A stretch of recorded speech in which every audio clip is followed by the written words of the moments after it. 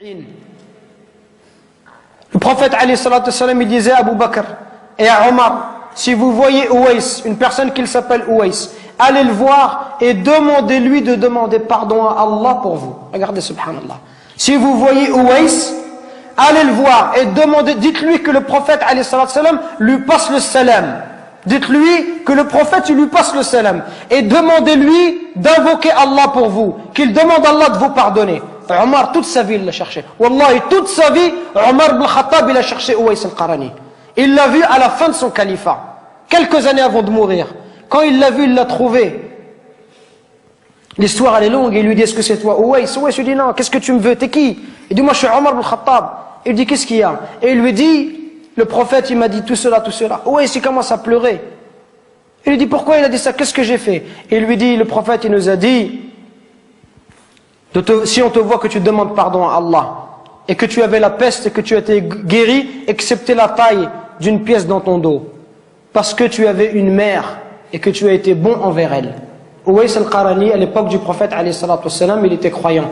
Il n'est pas parti voir le prophète, il ne s'est pas déplacé. Pourquoi? Parce qu'il avait une mère, il ne voulait pas l'abandonner. Il voulait rester avec sa mère, subhanallah. Regardez, il voulait rester avec sa mère, il ne voulait pas la laisser toute seule. Pour ça, le prophète, alayhi salatu wassalam, a été informé par Allah Azza wa Jal que cet homme-là était un homme pieux.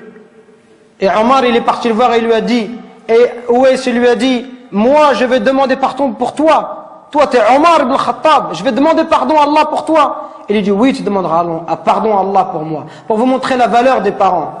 Allah, il nous interdit de faire de dire la moindre phrase. Le moindre mot. Fi, ça n'a aucun sens.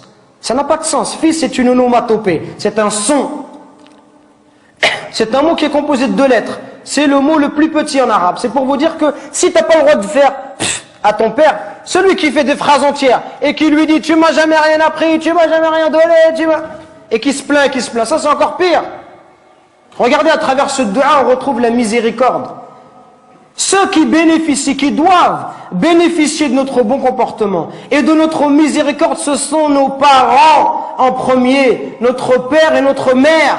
C'est eux qui doivent profiter en premier.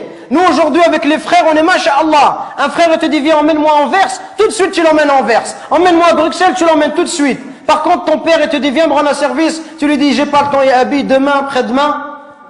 On n'est pas disponible pour nos parents, subhanallah. Regardez ce dua. Oh Allah, fais leur miséricorde comme ils m'ont élevé tout petit, subhanallah. Quand tu auras des enfants, tu vas comprendre, subhanallah. Quand ton fils il pleure la nuit, les parents ils dorment pas, peuvent pas dormir, subhanallah. Au moindre bruit de l'enfant, ils se réveillent. Les parents, ils sont capables de se priver pour donner à leurs enfants. Ton père, combien de nos parents ils se sont levés, subhanallah, à 5 heures du matin, à 4 heures du matin. Ils ont fait même 2 travails, exprès pour pouvoir nous donner ce qu'eux, ils n'ont pas reçu. Exprès pour nous acheter des chaussures Nike ou nous acheter de la marque. Pour nous donner ce qu'eux, ils n'ont pas connu dans leur enfance. Eux qui sont venus à 13 ans ou 14 ans en France. Et nous, subhanallah, on n'est même pas capable de leur rendre tout ça. On doit être miséricordieux avec nos parents. On doit les aimer, leur montrer de l'amour. Quand ils sont vieux, on doit être auprès d'eux, leur accorder du temps. Mais nous, quand on est marié, on préfère notre femme, on préfère nos enfants.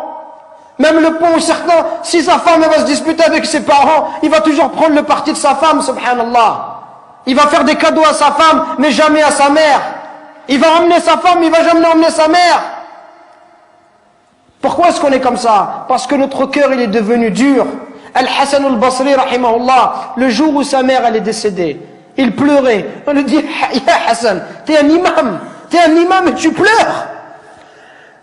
Comment est-ce que tu peux pleurer? Il dit, je ne pleure pas parce qu'ils sont décédés, je pleure parce qu'une des portes du paradis est fermée. Et c'est la même chose qu'on doit se dire. Et Wallah, c'est ce que je suis en train de me dire moi-même.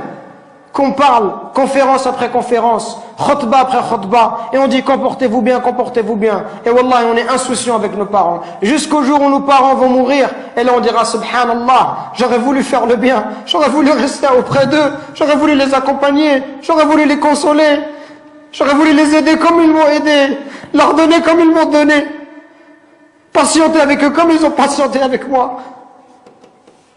Qu'on se réveille avant qu'il soit trop tard, subhanallah. Qu'on se réveille avant qu'il soit trop tard, avant qu'on ne regrette. Et avant qu'on dise j'aurais aimé faire le bien, j'aurais aimé voyager avec mon père, j'aurais aimé passer du temps avec lui, j'aurais aimé rester juste m'asseoir, boire un verre de thé, parler avec lui, qu'il soit heureux.